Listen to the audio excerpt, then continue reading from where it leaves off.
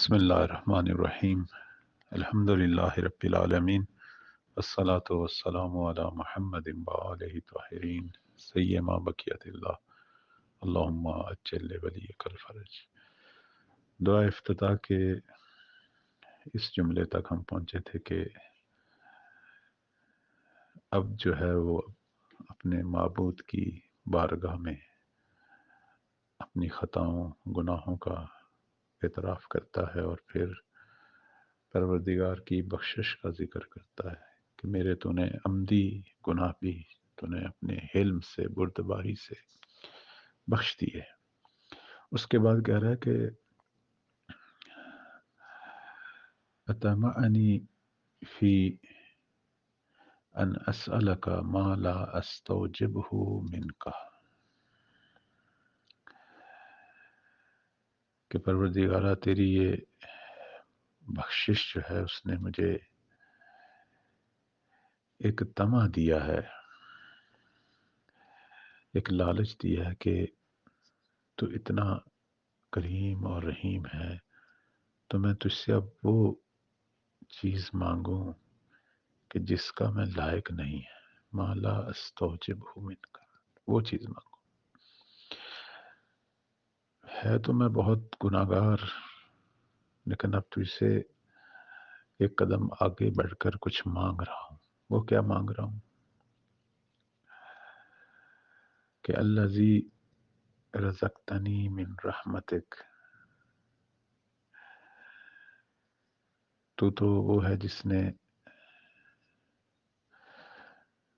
میری روزی جو ہے وہ اپنی رحمت قرار دی، وَرَأَيْتَنِی مِن قدرتک، اپنی طاقت مجھے دکھائی، اتنی نعمتیں بھیجیں، وَعَرَّفْتَنِی مِن عَجَابَتک، اور تو نے مجھے بتلایا کہ میں اگرچہ تو دور ہو گیا ہے گناہوں کی وجہ سے، لیکن میں تیری درخواستوں اور تیری دعاؤں کو قبول کرتا ہوں۔ یہ تو نے مجھے سب کچھ اپنی بارگاہ سے، اپنے کرم و جود سے مجھے بتایا، دکھایا۔ یہاں پروردگار جو ہے وہ اپنے گناہگار بندے کا ناز اٹھا رہا ہے۔ یہ اللہ کا اپنے بندوں کا ناز اٹھانا ہے کہ تو نے جتنی دفعہ بھی توبہ توڑی ہے پھر بھی تو آ سکتا ہے، تو سانس لے رہا ہے، جب تک تو زندہ ہے، تیرے لیے میری رحمت کے دروازے کھلے ہیں، مایوس نہ۔ پروردگار جو ہے وہ ہمارے سارے اضطراب پریشانیوں کو اپنی بے پناہ رحمتوں سے دور کرتا ہے، ہر لمحہ دور کرتا ہے۔ انسان گناہ کرتا ہے، خدا اس کے گناہوں کو چھپاتا ہے، اس کے لیے معافی کا دروازہ کھول دیتا ہے۔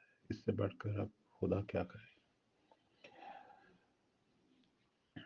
حسرت وادعو کا آمینہ، پروردگارہ با ایمان میں تجھے پکار رہا ہوں، واسألک مستانسہ، میں نے تو تجھ سے انس پیدا کر لی ہے، جس طرح ایک پرندے کا ایک بچہ جو ہے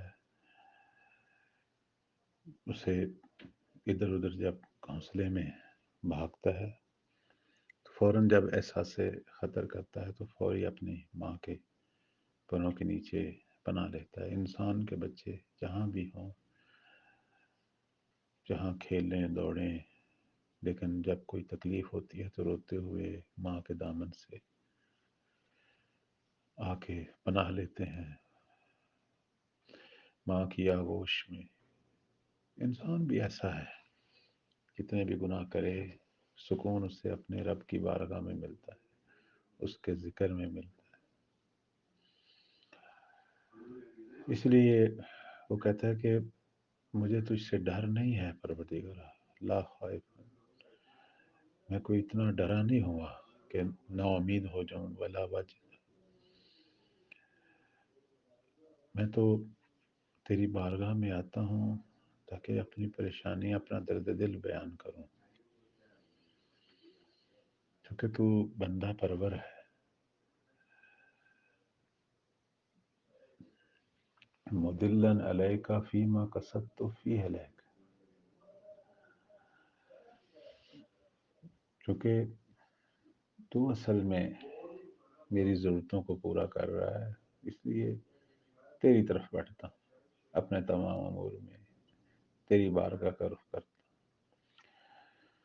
اس کے بعد وہ کہتا ہے کہ فَإِنْ أَبْطَأَنِّي أَتَبْتُ بِجَهْلِي عَلَيْكَ وَلَعَلَّذِي أَبْطَأَنِي هُوَ خَيْرٌ لِي لِعِلْمِكَ بِعَاقِبَةِ الْأُمُورِ۔ بس وقت تو نے کوئی چیز مجھے دیر سے دی ہے یا نہیں دی، اور اسی میں خیر تھی، چونکہ میں بہت ساری چیزیں مانگتا ہوں، اصرار کرتا ہوں، اور جب تو مجھے دے دیتا ہے تو بعد میں متوجہ ہوتا ہوں کہ اس میں میرے لیے خیر و برکت نہیں تھی، بلکہ میں تو اور گمراہ ہو گیا ہوں، گناہوں میں پڑ گیا ہوں، اور اس تیری نعمت کو شیطانی کاموں میں نے استعمال کیا، کاش تو مجھے وہ نہ دیتا۔ تو انسان بس اوقات بہت ساری چیزیں مانگتا ہے، لیکن اللہ جو ہے وہ دیر کر دیتا ہے یا نہیں دیتا، تو پھر انسان ناراض ہوتا ہے نا، شکوے کرتا ہے کہ میں اتنے عرصے سے مانگ رہا ہوں، خدا نہیں دے رہا۔ عام طور پر لوگ علماء سے بھی یہی پوچھتے ہیں کہ ہم تو دعائیں تو کرتے ہیں لیکن خدا قبول نہیں کرتا، اس کی وجہ کیا ہے؟ انسان کو کبھی بھی اپنے رب کے بارے میں سوء ظن نہیں رکھنا چاہیے، چونکہ وہ اپنے بندوں کی مصلحت کو بہتر سمجھتا ہے، وہ خالق ہے، وہ آنے والے دور کو بھی دیکھ رہا ہے، ہم تو صرف زمانہ حال کو دیکھتے ہیں۔ اس لیے انسانوں کو یہ نہیں چاہیے کہ وہ یہ توقع رکھیں کہ ہم جب بھی لب کھولیں تو اسی وقت ہماری دعا قبول ہو جائے۔ بس اوقات ایسا ہو بھی جاتا ہے، انسان لب کھولتا ہے دعا قبول ہو جاتی ہے، لیکن بعض دفعہ دیر سے قبول ہوتی ہے، اور بعض دفعہ اللہ جو ہے وہ دنیا میں اس کی دعا قبول نہیں کرتا، بلکہ اس کو ذخیرہ کر لیتا ہے آخرت کے لیے۔ کہتے ہیں روز قیامت انسان کو جب ایک اجر دکھایا جائے گا تو وہ حیران ہوگا کہ یہ میرے کس عمل کا اجر ہے۔ اس وقت رب کہے گا یہ تیری ان دعاؤں کا اجر ہے جو میں نے دنیا میں قبول نہیں کی تھی، چونکہ مصلحت نہیں تھی، لیکن تجھے آخرت میں دے رہا ہوں۔ خدا دیتا ضرور ہے، ہو سکتا ہے دنیا میں نہ دے لیکن آخرت میں دے۔ وَلَعَلَّذِي أَبْطَأَ عَنِّي هُوَ خَيْرٌ لِي لِعِلْمِكَ بِعَاقِبَةِ الْأُمُورِ۔ بس اوقات پروردگار تیرا دیر سے دعا کرنا میرے لیے بہتر تھا، چونکہ تو امور کی عاقبت سے آگاہ ہے، اسی میں میری مصلحت تھی۔ ہمیں چاہیے کہ ان تمام امور میں بالآخر اللہ تعالیٰ کے امور کی جو حکمت ہے اس کو سمجھیں۔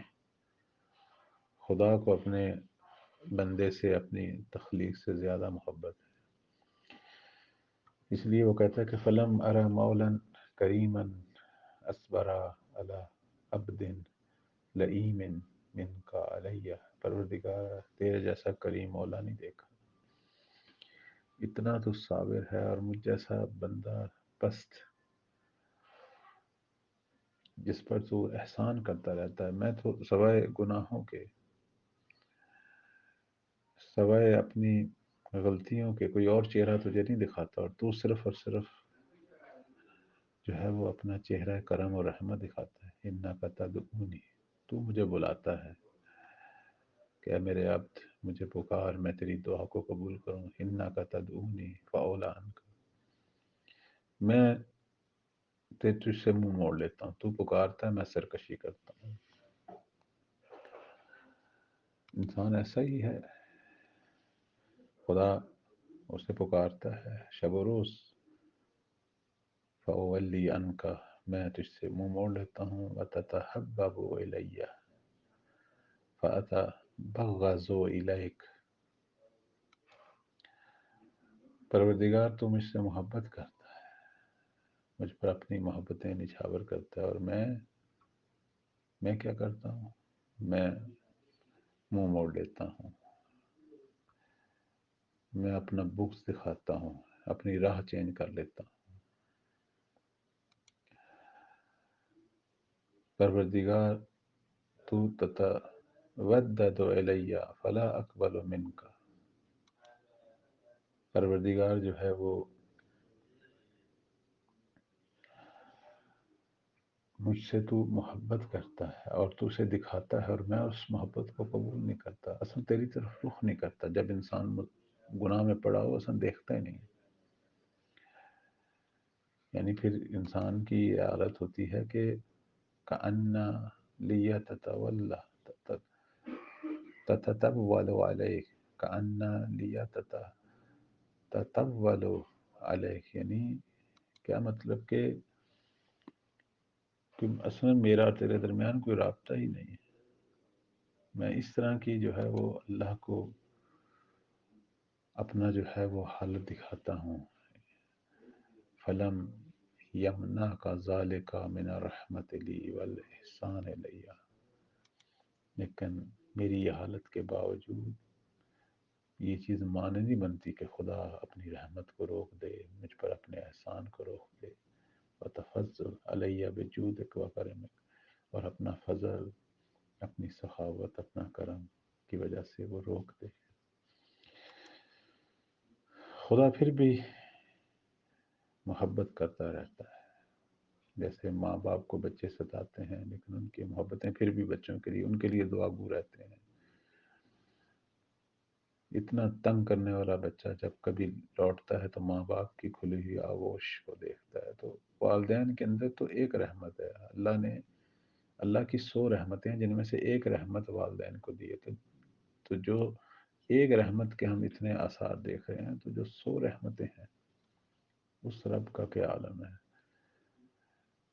پھر عبد کہتا ہے فرحم عبدک الجاہل، اپنے اس نادان جاہل عبد پر تو رحم کر، وجد علیہ بفضل احسانک، اور اپنے فضل احسان، بڑھتے ہوئے احسان سے اور اپنی سخاوت سے جو ہے اس کے لیے راہ کھول، اسے عطا کر، انا کا جواد کریم، تو سخی ہے، تو کریم ہے۔ ٹھیک ہے یہ جاہل ہے، یہ نافرمان ہے، یہ ناشکرہ ہے، یہ گناہگار ہے، لیکن تو کریم ہے، تو جواد ہے۔ اللہ تعالی ہم سب کو توفیق دے کہ یہ دعا افتتاح جو ہے ہمارے اندر حص عبودیت کو بڑھائے، اور اپنے رب کی بیشتر سے بیشتر معرفت پیدا کریں، اور رب کے اطاعت گزار، شکر گزار بندے بنیں، اپنے رب کی طرف لوٹیں۔ وصلی اللہ علی محمد وآلہ طاہرین۔